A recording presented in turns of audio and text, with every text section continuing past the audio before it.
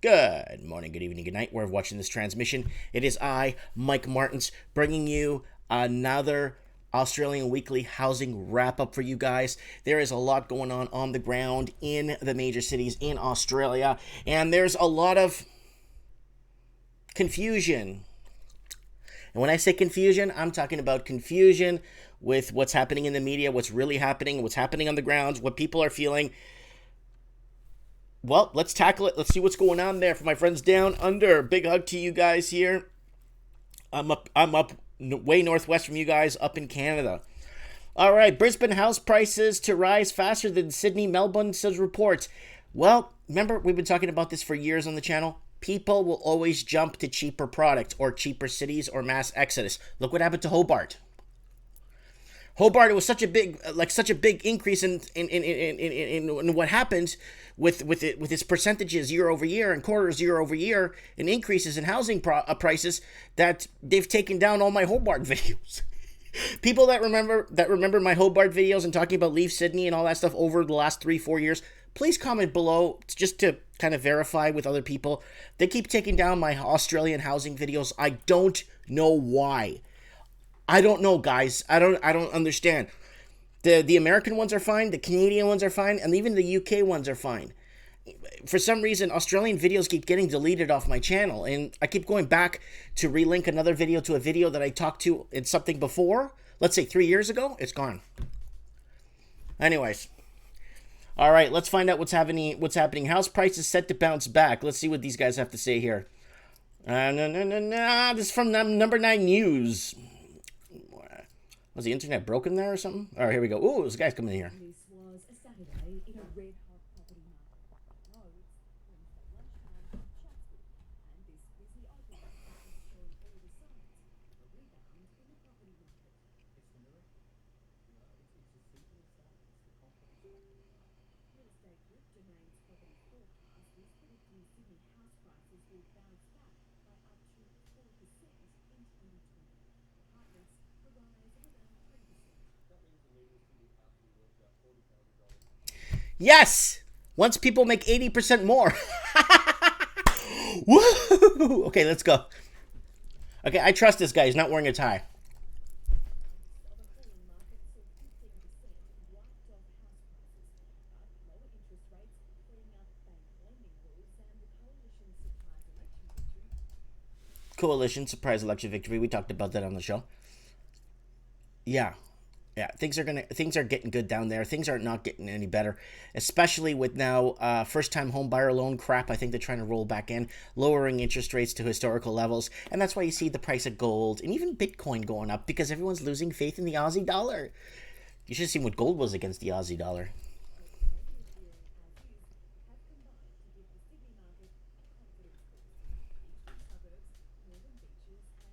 Okay, guys. I know we've talked about this, and I brought this up many times. Okay, you see that house right there? That house in Miami Beach is like maybe 230 grand with a pool. People are paying like $1 million, $2 million for that stuff.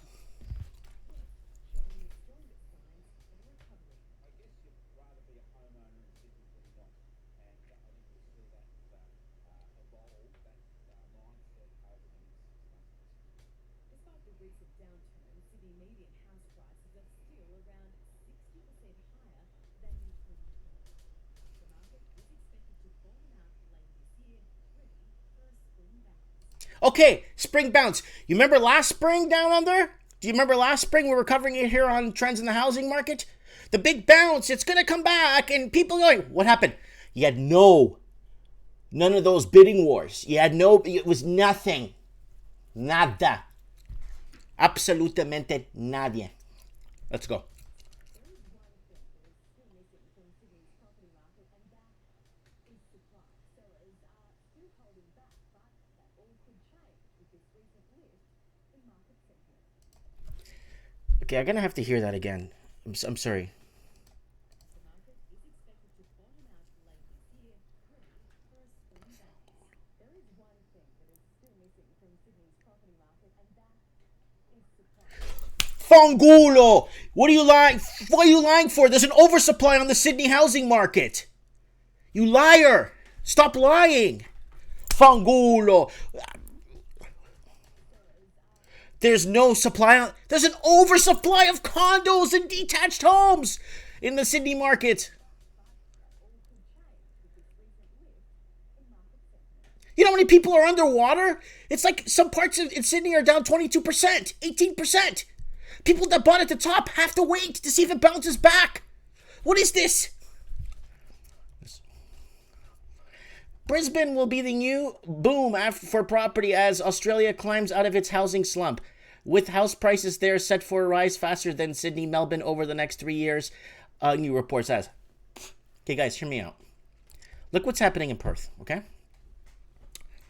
Look at Perth. Perth is going on, what, its 20th quarter now? 4 years of decline. All the false build-up, pent-up demand and pent-up pricing and foreign money, laundered money, casino money, Disney money, everything. Once that money, hear me out. Once all those fake propped bubbles and start declining and stuff, you got to take that all back down. Housing needs to be driven by wages, not by foreign investing. It's not going to work. They tried that. Canada, Australia, New Zealand, even Western United States have been pushing to kind of compete for rich investors. Canada's taking in $500,000 a year of rich, wealthy Chinese investors. So other countries are competing for this because they want their wealth to come in. Who cares about the local Australian? Who cares about the local Canadian? Right here. That's what they don't care about us, but we built this infrastructure. My dad and our parents built this infrastructure, and then now we're being pushed aside like we don't exist. It's happening in every English-speaking country. I've been saying this for years on this channel. Supply is running at record levels with new dwelling completions have exceeded 200,000 each in the past 4 years, expected to have peak record of 227,000. BIS Oxford. It's Oxford. Oh, I gotta watch out, man. I'm a Portuguese and I can't read. It's relatively affordable. Yes, people are gonna jump into cheaper markets. It's the same thing. In the big city, you see the pattern. Affordability levels in detached homes become unaffordable. People jump into semi-detached. Then for semi-detached, people jump into townhomes. Then from townhomes, people jump to condos. Condos is where you get screwed and get shafted the worst. That's like the biggest mafia scam ever. I wish I could go back in time and go talk to Pablo Emilio Gaviria Escobar and tell him, look, buddy, build condos in Australia and then charge everyone strata fee. It's like free money for the rest of your life and your kids' and grandkids' life. You know what I'm saying? The biggest mafia scam. But anyways, so they make you believe that, so then it starts with affordability levels. You start with your detached homes become unaffordable, then we move to semi-detached, then we move to, and then now we're doing micro homes. You know, if it doesn't say micro machine, it's not the real thing. Let's move on. Property market, Sydney, Melbourne house prices tipped to rebound. More interest rate cuts coming. Oh, I see gold and silver, guys. Keep an eye on gold and silver. Strong auction results across Sydney and Melbourne suggest that property prices in those struggling markets could rise 10% in the next 12 months. An economist says 10% in the next 12 months. Guys, I bet you 100 to 1 that it won't even go up 2%. Unless they can get that stagnation going real good and get the economy. The economy is just going to keep shrinking. So whatever they throw at this now, it's going to make it even worse. They could go ahead and print out more money. They're going to get rid of your money, and then they're just going to take it out of your bank accounts when they do their bail-ins and their quantitative easing. Woo! The clearance rates for houses are going under. Oh, they're going to go to negative interest rates, SA. Listen to me, SA. I did a video right now what's happening in Denmark. They're in negative interest rate territory for like 5-6 years now. People with savings accounts are paying for people's mortgages. Basically, that's what it sums up to in the end. Property Analytics, CoreLogic, and Sydney recorded preliminary clearance rate of 81.5% across 303 auctions, with Prices in Harbour City edging at 0.1% over the week. While the clearance rate is likely to revise down in the mid-70s once remaining results are collected, that's a huge improvement for the same point last year. Now, hold on a second before anyone freaks out here, right? Same thing.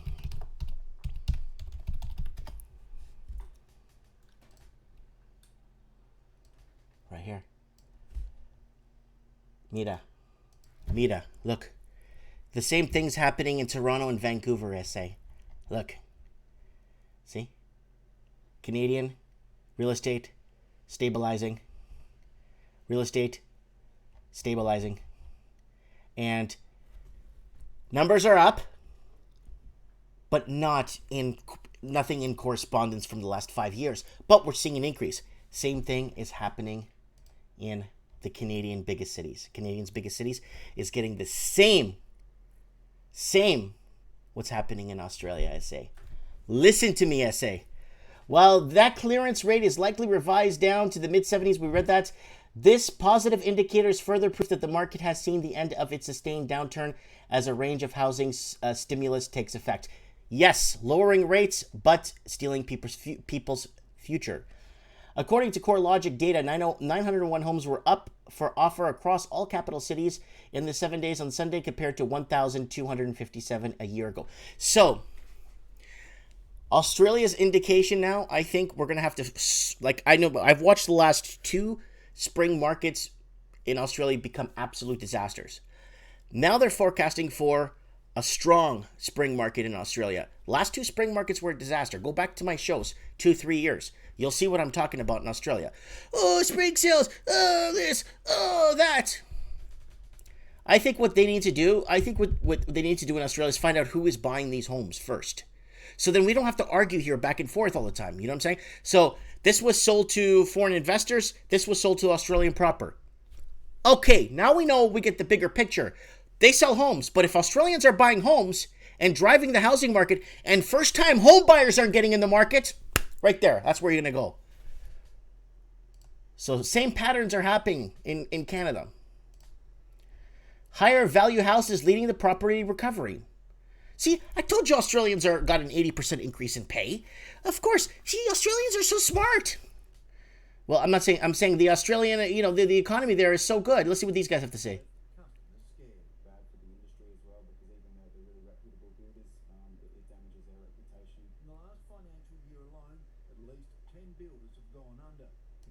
See, because we're doing well. You see, the economy's doing so well that builders are going under. You see, they're going to Australia. See, they're going down under, right? No, they're not.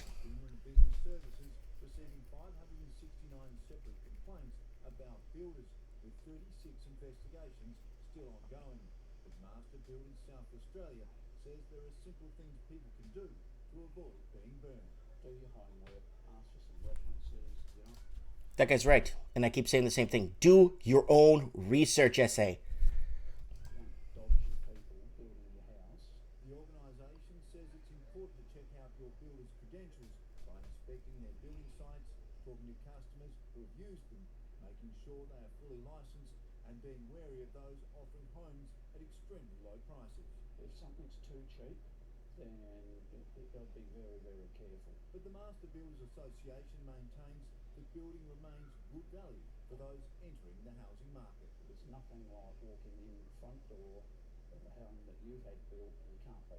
Communication is seen as the key to getting the best build that can deliver the quickest possible construction time.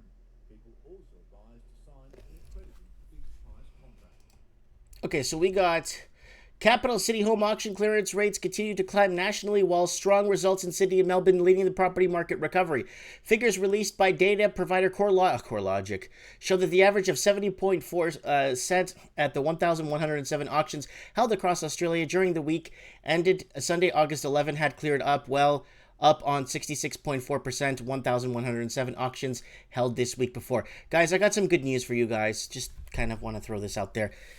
In Canada, in the city of Vancouver, where housing auctions originated after around 2010, I have some good news. There's no more auctions here. Vancouver, Toronto. That whole phenomena of bidding wars is gone. Now houses sit on the market for 130, 240 days. So it's still happening in Australia, according to this.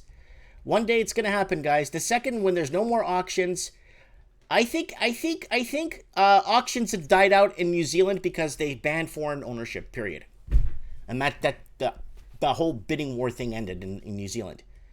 Clearance rate by capital cities for the week. Here it is. Sydney, 81.2%. Melbourne, 73.2%. Brisbane, 39.6%. Adelaide, 58.5%. Perth, 23.5%. Tasmania, non-applicable. And Canberra, 63.8%. Source, CoreLogic. Home buyers are diving back in the market in Sydney and Melbourne as prices stabilize. Are prices stabilizing? As long as they could continuously lower rates and find a way to get more foreign investing in, and find a way to convince the first-time buyers that it's a good time to buy, then you'll start seeing a stabilization. You won't see a growth. So think about it like this. You buy a house for $1 million. You think in 10 years it's going to go to 2 million? I don't think so. It's already capped right out. Housing in Australia is capped out because wages are not going to get any higher. If wages quadruple in the next, let's say, 10 years, then I could see a cap of 27 to 45% increase in the house in 10 years. If the houses are capped out as they are right now, I have 3 words to say. Merry Christmas in July, whatever. You know what I'm trying to say here. So as home prices begin to find the floor in Sydney and Melbourne, Australians have been borrowing more, with the latest figures showing 1.3% jump in lending. Australians Bureau, well, I mean, there is a lot of hoops to borrow in Australia. One, you got the stress test you got to pass. But the thing is, I'm not going to get into the whole with the Royal Commission thing. I'm not going to get into that because I wonder how many people got loans where they had to fudge numbers on their income to get them approved. How many mortgages do you think are out there right now floating in Australia that are going to come to term? Yeah. Ben Dober said in June marked the first increase of both investors and home buyer borrowing in more than a year. It coincides with the strongest auction clearance rates since 2017, as buyers appear to be returning to an ailing property market as prices stabilize. So they are lowering rates. It is going to be your TDS, the total debt service ratio, that the bank will do when you submit an application. The underwriter will look at it and say, okay, this guy fits. Let's go ahead and approve this deal. So they will look at it. The lender will look at it. The underwriter will ask a couple of technical questions just to make sure everything's within par and they're below 35% on their total debt service ratio and they have money to buy food. But the problem is, what people are forgetting, the lower rates doesn't mean you're getting a better deal. You're just going to be paying it for longer. It's going to be stretched out for longer, right? All right, guys. There's so much happening in Australia. And now we got, all those towers falling apart and moving foundations and shifting and in weird noises in basements. And no, it's not ghosts. It's, remember we were covering the whole, those towers in Sydney? The Opal Tower and the Moffat Tower, whatever those towers are all falling apart. And a lot of people stressed about this, Remember, guys, do your own research, like that guy with the tie said. Do your research. You know why? Because housing is one of the most important investments you will ever make in your life. Be smart. Do your diligence. Do your homework. Guys, I found guys living down under. I found a debt-to-income ratio calculator, guys, that I recommend you guys to use. It's a debt.ca. It's a Canadian one, but who cares? It doesn't matter. It doesn't convert currency. So this is what you're going to do, right? You're going to take your monthly income, right? So let's say your monthly income is $5,400, right? And then let's say your wife is making, well, she's got to make more than you, right? Because then it's going to be considered racist. There you go, $5,500. And that's it. You got those two, right? And then let's say you're getting a military pension from Portugal, 600 euros, right? $500. There you go. So there you go. You got your income there. Now, let's go to your rent mortgage. Okay, here's your rent mortgage. Your mortgage would be, I don't know, let's say $3,800, right? Then you got your car payment. So you go down to this click bar, go to car loan. So you want to show off with your Mercedes-Benz 449, and the hubby needs his Corvette. $377 a month. Let's just say, I know Corvette's not that much, but it's more than that. Health insurance, let's say it's zero. Here in Australia, it's socialized medicine. Credit cards. In total, you pay, let's say, $900 a month in credit cards. Okay. And then you go down and you drop this again. Student loans. Hey, you wouldn't get this great job without a student loan, right? So let's say $388. You can just keep going till you fill this in, okay, guys? And then let's say other payments. Babysitting, $80 a week. Oh, that's $800. $80 a week. Okay? And calculate. So there it is. Sitting at 52%. This is your debt to income ratio. This is your total income. And this is your total debts. Your debt ratio is at 52.58. You go down to this gauge down here. 52, you're over 50%. Dangerous. You should make a plan to aggressively pay off your debts, at least at the level you want to consider seeking professional help to severely reduce your debt. So guys, before you go in and buy a house or before you go in and do something, make sure that when you do buy a house, your mortgage payment aligns with what you're getting paid for. Do this on your own at home.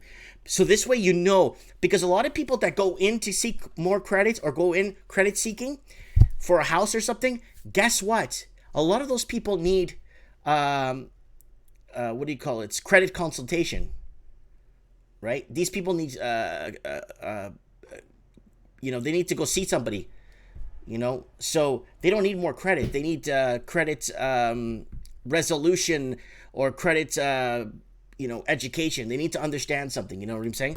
So 49% cause of concern. Now would be a good time to make a household debt management plan to start paying down. So 43 to 49%. So let's just say she pays off this car and then pays off one of the student loans. Then we'll recalculate here. And then now your income to total debts is sitting at 45%, which is cause for concern. So then you want to pay off all your credit cards and fire the babysitter. And you should be with one car loan and one mortgage. Let's recalculate this. And then now you should be sitting pretty. You are at 40, you're at 36% debt. So puts you in this 36 or less. Most lenders consider a ratio of 36% or less a healthy debt load. So do this on your own, guys. Go ahead and it's on debt.ca and just go to income ratio calculator. It doesn't matter what country. It doesn't matter. It doesn't convert currency anyway. If you're in Australia, just type this all in before you make any even if you want to apply for a new credit card, or even if you want to apply for a student loan, do this and see where you sit before you get into a position where you just start saying, well, what do I do, right? Do your research, okay, guys? It's called debt.ca, okay? Thanks for watching, and if you want to support this transmission, don't forget to go up top and support me on Patreon. $1 a month donation gives me helps with my coffee addiction. Thanks for watching, and don't forget to hit the subscribe button.